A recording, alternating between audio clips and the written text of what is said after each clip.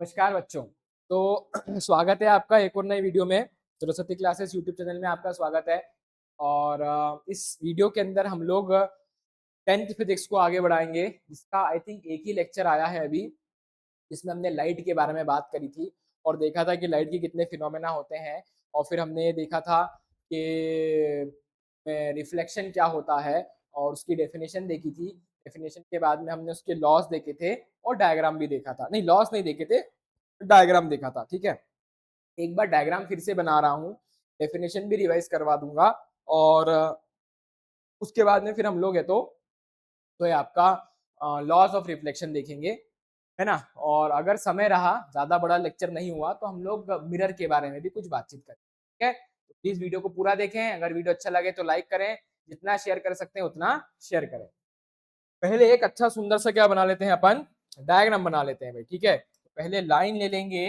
Line लेके यहाँ पे हम क्या बनाएंगे, एक हमारा सरफेस बनाएंगे। क्या हमारा सरफेस हुआ। ठीक है, ऊपर से क्या बना हमारा, एक ये नॉर्मल आ गया। ये रे जो आई ये कहलाती है क्या, इंसिडेंट रे। और ये रे जो यहाँ से गई ये कहलाती है क्या, आपकी रिफ्लेक्टेड रे। ठीक है, ये वाला जो पॉइंट रहेगा हमारा, तो ये वाला पॉइंट रहेगा, ये कहलाएगा हमारा क्या, मैं पूरी लेबलिंग करूंगा। ठीक है, तो ये पॉइंट हमारा क्या कहलाएगा, पॉइंट ऑफ इंसिडेंस। ठीक है ना। और यहां हमने क्या करके रखा हुआ है, पॉलिश करके रखा हुआ है, बिकॉज भाई बिना पॉलिश तो रिफ्लेक्शन होता ही नहीं है। क्या डेफिनेशन लिखी थी लास्ट लेक्चर में, the process of bouncing back of light when it falls on a polished surface. ना, जब कभी भी लाइट कोई पॉलिश्ड सरफेस पे गिरता है तो वो वापस से उसी मीडियम में आ जाता है, उसको बोलते हैं क्या, बाउंसिंग बैक ऑफ लाइट। और उसी को बोलते हैं क्या, रिफ्लेक्शन, उसी मीडियम में आ जाएगा। तो आप देख सकते हैं, ये हमारी क्या है, इंसिडेंट रे है ना, ये आ रही है। और यहाँ पे ये वाली जो है हमारी, ये नॉर्मल रे है। ध्यान रहे ये इमेजिनरी होती है, ये हमने सिर्फ समझने के लिए बनाई होती है। यहाँ पे पॉइंट ऑफ इंसिडेंस है, यहाँ से रिफ्लेक्शन हुआ और रिफ्लेक्ट होके ये क्या चली गई हमारी, रिफ्लेक्टेड रे।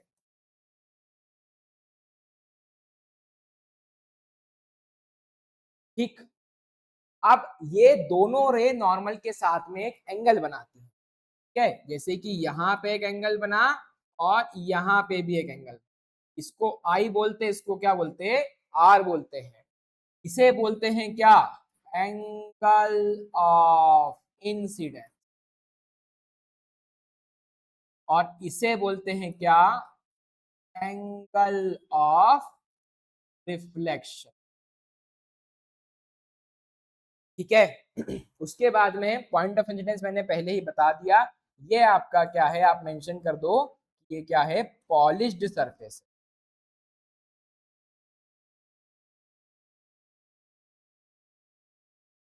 बस हो गया, कितना आसान है डायग्राम बनाना। देखो, एक इंसिडेंट रे, एक रिफ्लेक्टेड रे, एक नॉर्मल रे, एक पॉलिश सरफेस बना दो नीचे बढ़िया सा, पॉइंट ऑफ इंसिडेंस जिसपे तीनों लाइट रे आपकी मीट कर रही हैं। नॉर्मल रे तो इमेजिनरी है पर बनाएंगे। इसके साथ में जो एंगल बना, एंगल ऑफ इंसिडेंस, इसके साथ में जो एंगल बना, एंगल ऑफ रिफ्लेक्शन, ये दोनों ही एंगल इक्वल होते हैं। और ये तीनों ही लाइट रे जो है, इंसिडेंट रे, नॉर्मल रे और रिफ्लेक्टेड रे, ये एक प्लेन में होती है। जैसे कि ये पूरा क्या है, एक प्लेन है, एक ही सरफेस है ना, एक सरफेस पर ही है तीनों चीजें। तो क्या बुलाती हैं कि ये एक ही प्लेन में है। ये आपके दोनों लॉ भी हो गए, है ना। तो बेटा रिफ्लेक्शन पे तो कुछ ना कुछ आता ही आता है, एमपी बोर्ड हो, सीबीएसई हो, कोई सा भी बोर्ड हो। डेफिनेशन ऑफ रिफ्लेक्शन, उसके डायग्राम, इसको रे डायग्राम बोलते हैं, ये डायग्राम और उसके लॉस, इन पे कुछ ना कुछ 100% आपको आएगा ही आएगा। अब वो 1 मार्क में भी आ सकता है, 2 मार्क में भी आ सकता है, 4 मार्क में भी आ सकता है। कैसे, 1 मार्क में क्या आ गया, सिंपल आपको वन लाइनर आ गया कि angle of incidence is always equal to angle of reflection, true और फॉल्स। ये ट्रू है ना। ऐसा ही कोई वन लाइनर एमसीक्यू या फिर ऑब्जेक्टिव में आ जाता है। या फिर 2 मार्क में आ गया, define reflection with ray diagram. तो आपको जो मैंने पिछले लेक्चर में डेफिनेशन लिखवाया था वो, और ये डायग्राम एकदम लेबल्ड बनाएंगे तो आपका काम हो जाएगा, 2 नंबर आपको बढ़िया शानदार मिल जाएंगे। नहीं तो 4 मार्क का क्वेश्चन आ गया, define reflection with ray diagram, write the laws of reflection. तो 2 मार्क की डेफिनेशन और डायग्राम हो गया, और 2 मार्क के 2 क्या हो गए आपके लॉ हो गए, 4 मार्क का क्वेश्चन बढ़िया बन गया आपका। ठीक है, तो अब हम क्या देखेंगे, लॉस देखेंगे। एक लॉ में यहाँ नीचे बताऊंगा, एक लॉ में वहां ऊपर बताऊंगा। ठीक है, पहला क्या देखेंगे, लॉज ऑफ रिफ्लेक्शन में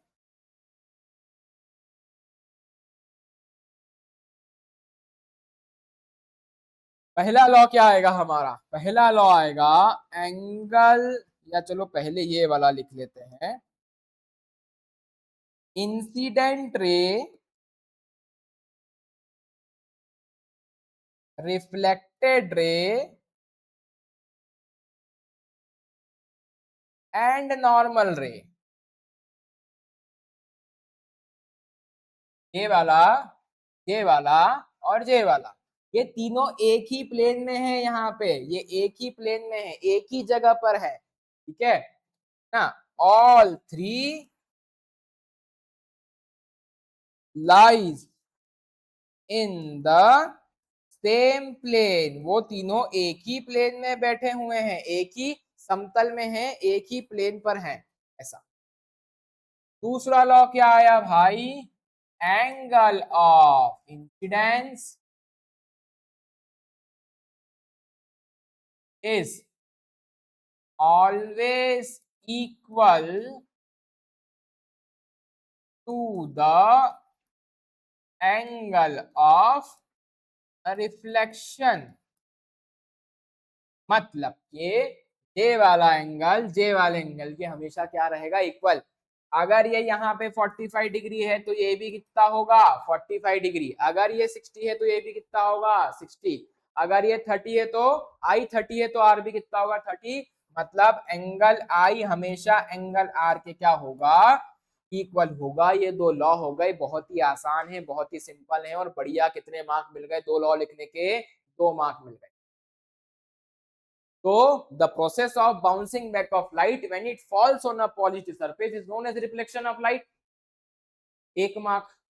रे डायग्राम 2 मार्क, 2 लॉ 2 मार्क, और कितने मार्क हो गए, 4 मार्क। ये 4 मार्क मैं बता रहा हूं, अगर आपने पूरा काम कर दिया जो मैंने बोला, आपको पूरे 4 मार्क मिलेंगे।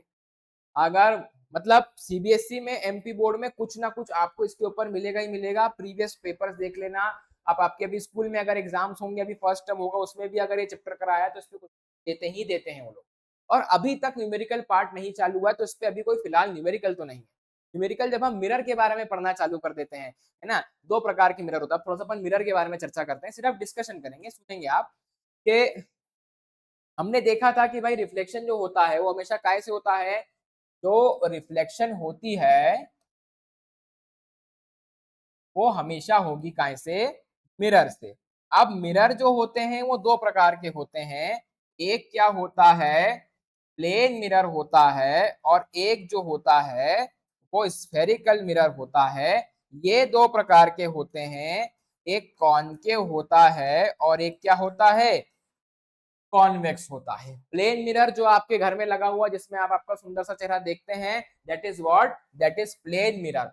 कॉन्केव मिरर या स्फेरिकल मिरर जो आपके यहाँ गाड़ी है, कार है, उसमें जो रियर व्यू मिरर होता है आइट साइड लगा हुआ, that is what, spherical mirror. ठीक है, इसमें कोई से कॉन्केव होते हैं, कोई से क्या होते हैं, कॉन्वेक्स होते हैं। डिपेंड करता है कि कैसा रियर व्यू मिरर है। डेंटिस्ट यूज कर रहा है, that is what, spherical mirror. जो डेंटिस्ट होते हैं ना, वो भी दांत देखने के लिए क्या करते हैं, मिरर का यूज करते हैं, that is what, spherical mirror. Reflection हमेशा मिरर से ही होता है, बट हमने अभी तक प्लेन मिरर के बारे में ही सोचा समझा जाना, है ना। पर वाकई में जो इंटरेस्टिंग चीजें हैं, या जो काम में आने वाली चीजें, या जिन पे क्वेश्चंस आते हैं, या जिनका ज्यादा प्रैक्टिकल यूज है, वो कौन से हैं, स्फेरिकल मिरर है। स्फेरिकल मिरर से मतलब ये कि एक स्फेयर होता है, गोला, आपको मालूम है, आपने 10th में पढ़ा है। ठीक है, मतलब अभी तो नहीं पढ़ा होगा, आगे पढ़ोगे सरफेस एरिया वॉल्यूम में, है ना। 9th में भी देखा होगा, स्फेयर क्या होता है, अर्थ का शेप स्फेयर है। फुटबॉल, कोई टेनिस की बॉल, उसको बीच में से काट देते हैं, बीच में से काट देते हैं तो एक तरफ बन जाता है कॉनकेव मिरर, उसको उल्टा कर दोगे तो क्या बन जाएगा, कॉन्वेक्स मिरर बन जाएगा। इसको हम लोग अगले लेक्चर में और डीप में क्या होगा अच्छे से समझेंगे। अभी के लिए इतना बहुत है। अगर समझ में आया हो रिफ्लेक्शन के बारे में तो प्लीज वीडियो को लाइक करें, जितना शेयर कर सकते हैं उतना शेयर करें। अगर आप ऑनलाइन क्लासेस लेना चाहते हैं तो आप डिस्क्रिप्शन में नंबर दिया है, उस पर कॉल मैसेज करके इन्फॉर्मेशन ले सकते हैं। किसी स्पेसिफिक टॉपिक पे वीडियो चाहते हैं, कमेंट सेक्शन में कमेंट करके वो भी मेंशन करें। आप अगर इंदौर से ही बिलोंग करते हैं और आप यहाँ हमारे सेंटर पे आके पढ़ना चाहते हैं, तो आप डिस्क्रिप्शन में एड्रेस दिया है उस पर आके भी बात कर सकते हैं। ठीक है, बाय।